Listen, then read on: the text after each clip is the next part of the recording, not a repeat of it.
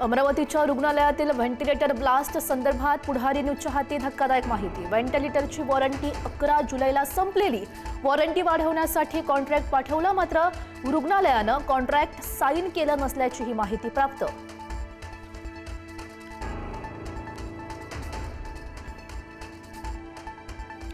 अर्ध्या मराठ्यांनी ओबीसी प्रमाणपत्र घेतलं। सुप्रिया सुळेंकडूनही ओबीसी प्रमाणपत्र। सगळ्या नेत्यांकडे ओबीसी प्रमाणपत्र। विजय वडेट्टीवार यांचा आरोप, माझ्याकडे कुठलंही प्रमाणपत्र नाही। सुप्रिया सुळेंचं स्पष्टीकरण।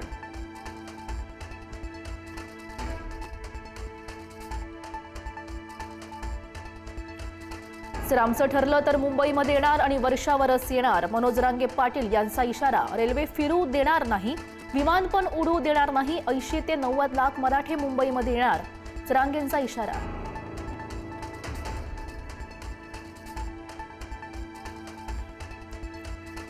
शिंदेंच्या शिवसेनेच्या कार्यक्रमात भोजपुरी गाणी। अमराठी चालकांच्या प्रमाणपत्र वाटप कार्यक्रमात भोजपुरी गाणी।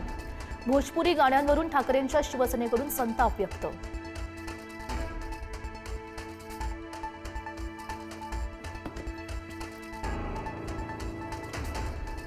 मुंबईच्या परळमध्ये ईद ए मिलादच्या जुलूसमध्ये राडा। लक्ष्मी कॉटेजजवळ मध्यरात्री 2 गट आमनेसामने, तर मध्यरात्री एका गटाकडून जोरदार घोषणाबाजी, दगडफेक। पोलिसांकडून सौम्य लाठीचार्ज।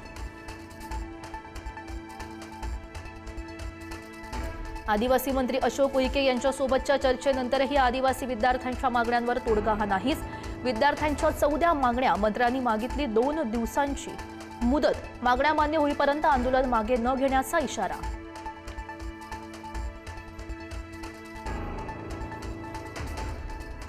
रक्षाबंधनाला बेस्ट बसच्या विशेष फेऱ्या। उद्या रस्त्यावर धावणार बेस्टच्या 136 अतिरिक्त बस फेऱ्या। मुंबईसह ठाणे, नवी मुंबई मार्गावर अतिरिक्त बस। सुट्ट्या खाद्यतेल विक्रीबाबत मध्य मार्ग काढा, मुख्यमंत्री फडणवीसांच्या सूचना। व्यापाऱ्यांच्या तक्रारींची दखल घेत एसओपी तयार करण्याच्या मुख्यमंत्र्यांच्या सूचना।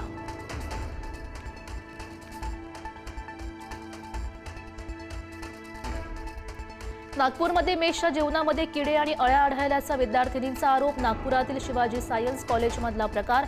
व्हिडिओ आणि फोटो सोशल मीडियावर व्हायरल।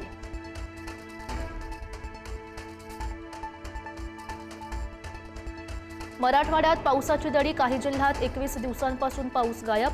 तहान भागवण्यासाठी 6 दिवसात 63 टँकरची वाढ।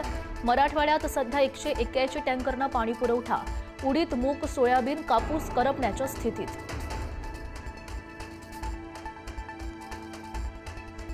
केतन अग्रवाल हत्या प्रकरणातील मुख्य आरोपी सिया गोयलला कारागृहामध्ये व्हीआयपी ट्रीटमेंट।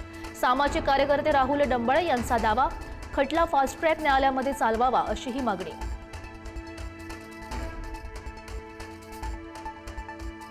नव्या वक्तव्यामुळे कुणाल कामरा पुन्हा वादाच्या भोवऱ्यात। महाभारत हा इतिहास नाही तर पुराण कथा। वादग्रस्त विधानानंतर कामरा सोशल मीडियावर ट्रोल।